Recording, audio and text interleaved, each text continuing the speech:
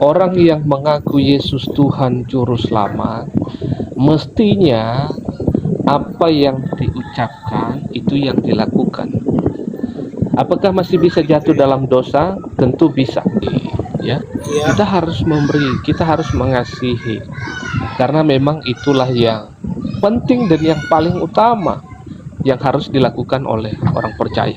Jadi tidak hanya asal bicara mengasihi, tetapi harus disertai dengan perbuatan. Begitu Pak Lai. oke lah Pak. Saya mau bertanya. Iya, Kan ini apanya yakin masuk ke surga. Dan iya. apalah yang kita perbuat dengan iman ataukah ada satu hal Pak yang mau kutanya. Iya, boleh, boleh. Halo, Iya, jangan boleh Pak. kelele. Ada orang yang bertanya, ada juga orang bilang sama aku, halo, Iya, silakan. halo Pak.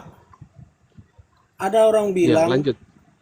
asal kita percaya kepada Tuhan, asal kita percaya kepada Tuhan Yesus, Mm-mm. ada keselamatan katanya. Tapi kalau kita agama KTP di luar, cuma di luar agama KTP, apakah terselamatkan Pak? Asal percaya katanya. Mm-mm. Itu kayak mana konsekisinya itu Pak? Kayak mana? Nah, Iya, pertama-tama orang yang sudah mengaku Yesus Tuhan Juru Selamat, tentu dia sudah lahir baru. Itu pertama. Dia sudah lahir baru. iya, Artinya dia sudah bertobat dari segala kelakuan yang tidak baik dan yang tidak berkenan kepada Tuhan. Jadi akhirnya dia sudah bertobat dari itu semua dan sungguh-sungguh mengikut Tuhan, taat kepada Tuhan tentunya. Maka hal inilah yang menjadi iya, dasar fondasi. Jadi makanya kalau di dalam di dalam kitab Yakobus menyatakan bahwa iman tanpa perbuatan itu juga hakikatnya mati. Jadi memang pertama-tama adalah iman. Kita percaya Yesus Tuhan Juru Selamat, itu adalah pondasi dasarnya.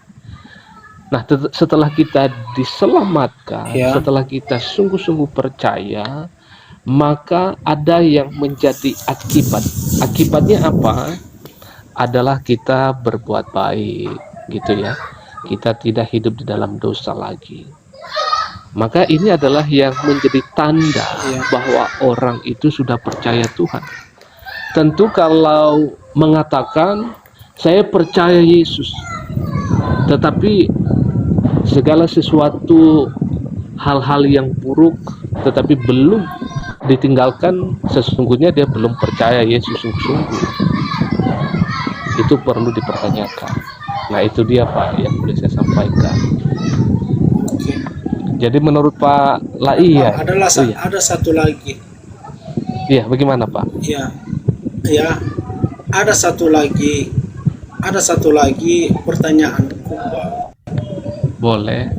Pertanyaannya Halo, seperti apa Pak? halo. Iya, Ada satu lagi pertanyaanku. Begini bunyinya Pak.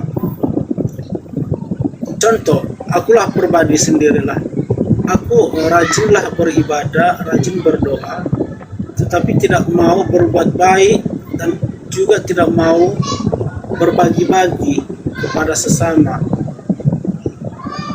Hanya pandai modal membilangi, tapi ia bilang kasihilah sesamamu, berilah apa yang ada kepadamu.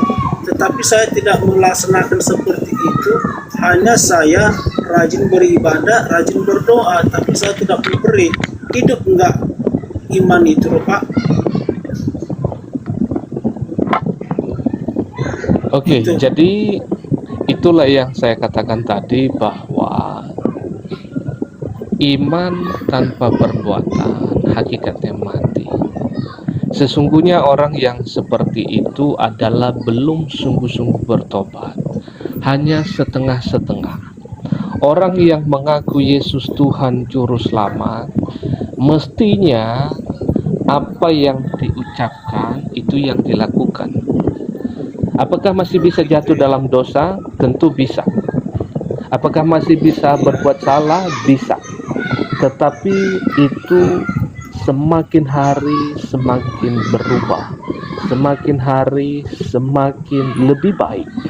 Nah, ini yang disebut orang yang sudah benar-benar menerima Yesus Tuhan Juru Selamat. Jadi grafiknya itu Pak, bukan semakin turun. Kalau dulunya kita belum tobat, grafiknya turun terus.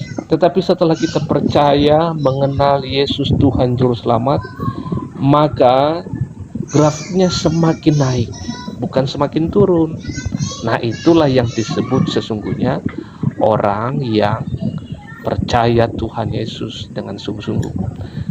Ya, jadi bukan hanya asal pandai ngomong saja, pandai bicara, melakukan kasih, tetapi tidak ada perbuatan. Nah, ini adalah sesungguhnya belum sungguh-sungguh percaya Yesus Tuhan Juru Selamat.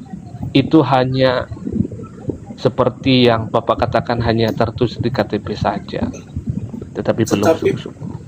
Nah, itu adalah sesuatu hal kekeliruan yang memang dialami orang-orang Kristen di zaman ini. Jadi Pak, halo Pak. Ya. Jadi yang bagusnya yang mana Pak? Searah dengan beriman, dan begitu pun juga kita memberi kepada sesama seiman kita, ataupun yang enggak sesama seiman kita memberi. Apakah itu yang bagus atau tidak Pak? Yang mana yang bagus? Kita dua-duanya Pak.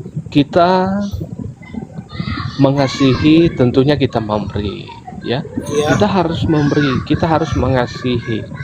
Karena memang itulah yang penting dan yang paling utama yang harus dilakukan oleh orang percaya.